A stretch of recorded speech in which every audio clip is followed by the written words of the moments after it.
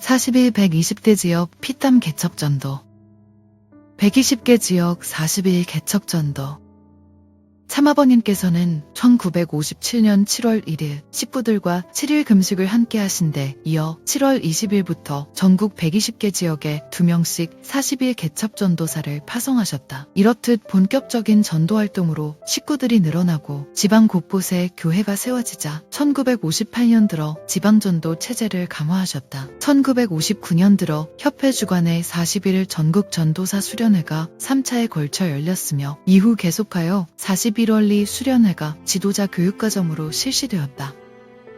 하나님의 뜻을 성취해드려야 할 우리는 어떻게 살아야 할 것인가? 자기 자신의 내외적인 문제만을 해결하는 삶이 되어서는 안 됩니다. 자신의 문제를 넘어서 전체적인 문제와 관계를 지어 영원한 가치를 실현해 놓겠다는 책임감을 갖고 나서야 됩니다. 그럴 때 여러분은 천적인 복음의 뜻을 성취해 드릴 수 있습니다. 여러분이 그런 사명감을 가지고 전도의 길을 나서면 하나님이 같이 한다는 것입니다. 여러분이 그러한 마음을 갖고 위하는 생활을 한다면 거기에는 반드시 사랑의 재창조 역사가 벌어진다는 것입니다.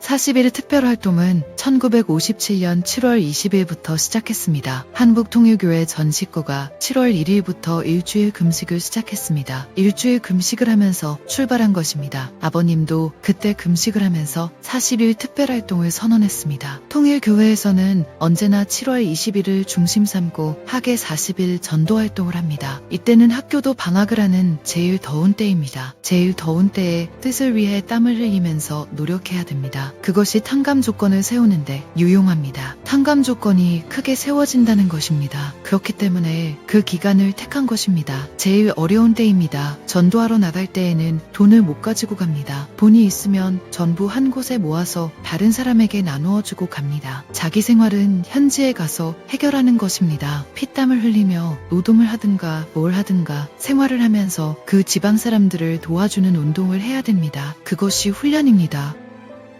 1957년에 통일교회가 처음으로 120곳에 전도를 내보내게 되었는데 그때 돈은 갈 수 있는 차비만 가지고 옷도 2벌만 가져가게 했습니다. 40일 동안 금식도 하는데 가서 미숫가루만 먹고 40일 동안 일하라고 한 것입니다. 그리고 노동하고 얻어먹는 데서부터 시작하라고 했습니다. 그렇게 가서 그것을 극복하고 나왔습니다. 인간 최하의 자리에서 시작한 것입니다. 아버님은 3년 동안 생일날 금식을 했습니다. 식탁도 없이 음식을 바닥에 놓고 먹었습니다. 그리고 반찬은 김치, 간장을 비롯해 3가지만 먹었습니다. 이렇게 해서 올라왔습니다. 탕감복귀입니다. 입는 것도 얻어 입었습니다.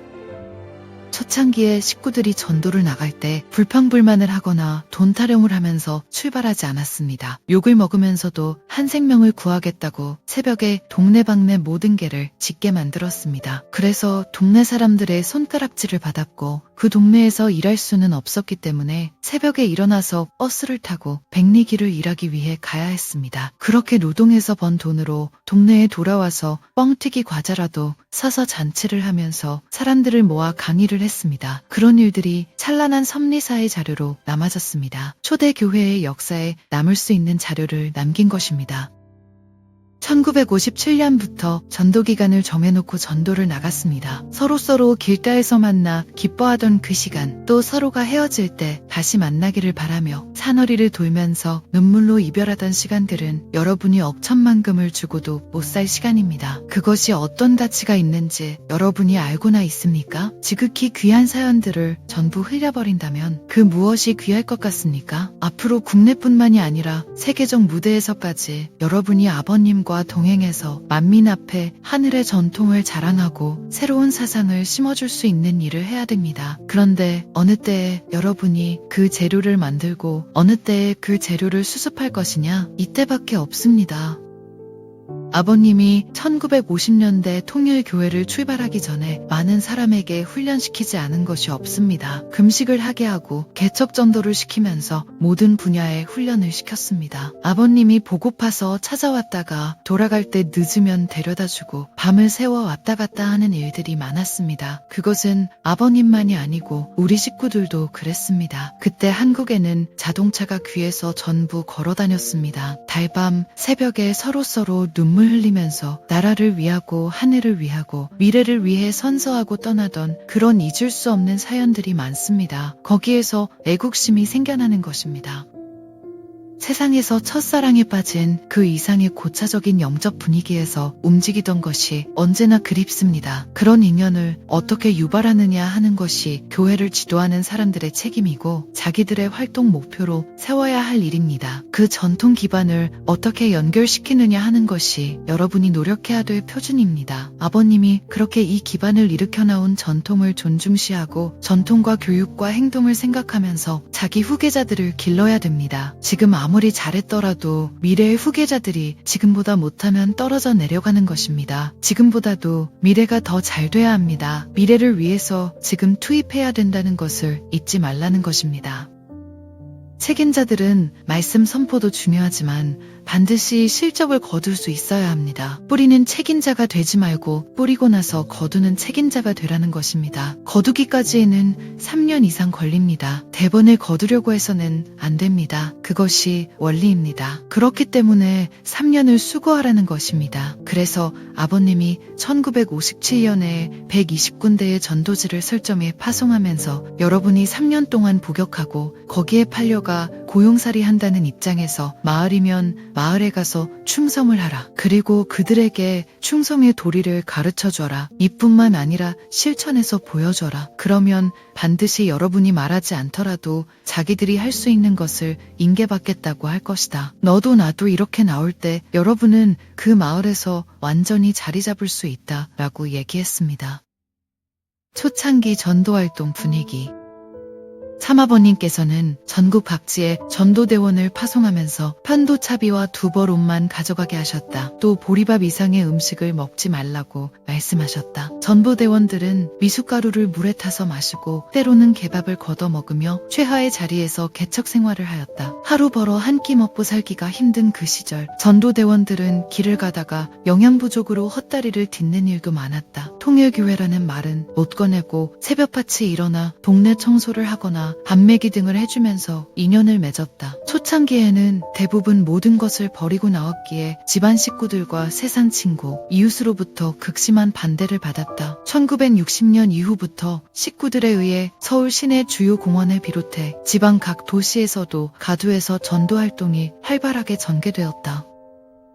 우리는 나이 많은 분들이나 어린 사람들이나 할 것 없이 그동안 키 어린 투쟁을 해나왔습니다. 온갖 시련이 앞길을 막았으나 오직 뜻만을 생각하면서 이겨왔습니다. 먹지 못하며 눈물과 피와 땀을 뿌려 발판을 닦았습니다. 나는 여러분에게 3년 노정을 출발할 때 죄인같이 가자고 부탁했습니다. 그래서 3년 동안 죄인 아닌 죄인이 되어 걸어나왔습니다. 나는 여러분이 사탄에게 빼앗기지 않고 후퇴하지 않기 위해 싸워나온 것을 압니다. 임지를 지키기 위해 피를 팔면서까지 싸워나온 식부가 있다는 것도 알고 있습니다. 여러분은 제한된 환경에서 수고했지만 그 수고에는 엄청난 배후가 있었습니다. 그 수고는 앞길을 예비한 것이므로 새로운 방향을 갖추어 나갈 터전이 될 것입니다.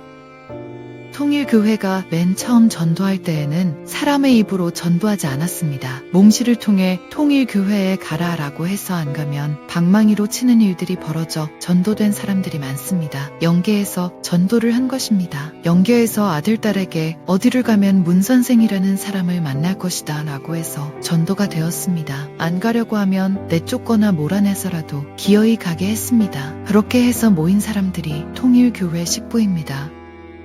초창기에 전도 나갔던 책임자들은 핍박 그러니 과거에 자기 형제나 부모를 중심 삼고 살면서 갖지 못했던 정열의 투입이 벌어집니다. 다음에 올 때에는 무엇을 해서라도 점심을 대접해야겠다. 발글 싸다가 대접해야겠구나라고 생각하고는 일주일 동안 노동을 해서라도 그것을 마련합니다. 그러면서 노동을 했다는 얘기는 안 합니다. 나중에 노동을 해서 그것을 사왔다는 사실을 알게 될 때에는 피가 끓는 것입니다. 감격해서 눈물을 흘리게 되면 턱이 먼저 떨립니다. 그런 경지에서 다시 만나면 서로 붙안고 기도하고 함성을 지르던 소리가 얼마나 큰지 모릅니다. 동네 사람들이 주변에 삥 둘러서 있는 것도 모르고 기도하던 그때의 그런 일들이 모두 역사적 자료입니다.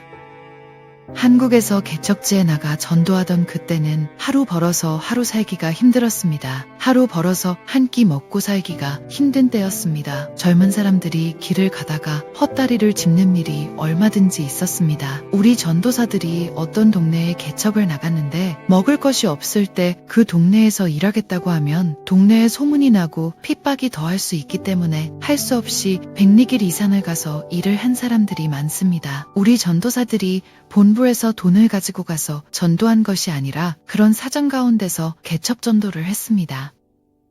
그러면서도 자기 사정을 식구들에게 절대 얘기 안 했습니다. 그러니 식구들은 알 수가 없습니다. 6개월 지나고 1년이 지나고 나서 알고는 붙들고 통곡을 하는 것입니다. 그래서 지도자에게 도시락을 갖다 먹이는 운동이 벌어졌습니다. 그러니 그 밥을 먹어야 할 지도자의 마음이 얼마나 비참합니까? 또 밥을 주고 간 그 학생이 학교에 가서 밥을 굶을 것을 생각하지 않을 수 없습니다. 이러한 가운데서 서로서로 그것을 극복하면서 우리는 죽더라도 뜻을 이루자라며 신정적 유대감에 젖어 있었습니다.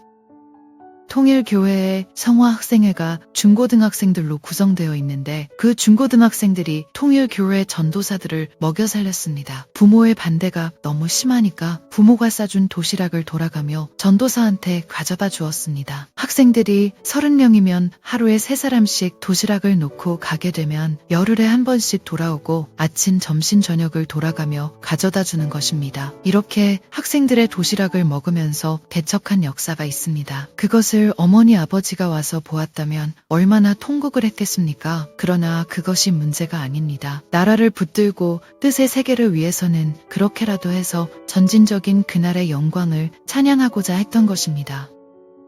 통일교회에 들어가기 전까지는 누구보다도 좋은 도시락을 가지고 다니던 학생이 통일교회에 들어간 다음에는 도시락을 안 가지고 오고 점심때에는 혼자 교정에 몰래 숨어 있다가 교실로 들어오는 것이 동무들에게 발견되곤 했습니다. 자기 부모한테 알려지면 큰일 나는 것입니다. 한두 번이 아니고 친구가 계속 그런 일을 하자 믿지 않는 친구들이 친구 어머니에게 가서 아들이 점심을 잘 가지고 다니더니 요즘 통일교회에 들어간 다음부터는 안 가져옵니다. 어머니가 점심도 안 싸주고 왜 그럽니까? 라며 이야기하는 일이 벌어진 것입니다. 그러니 그 어머니는 아들에게 너 학교에서 도시락을 안 먹는다던데 어떻게 된 것이냐? 라고 물어보면 사실을 이야기하지 않을 수 없습니다. 부모들이 이 사실을 알게 될 때 더 크게 반대를 합니다. 그런 일이 전국적으로 비일비재했습니다. 더욱이나 전국의 기독교인들은 하나님의 양을 빼앗아가는 이리 때가 들어온다고 하며 반대를 했습니다. 그러한 환경에서 그들을 지도하고 있던 아버님의 마음은 어떠했겠습니까?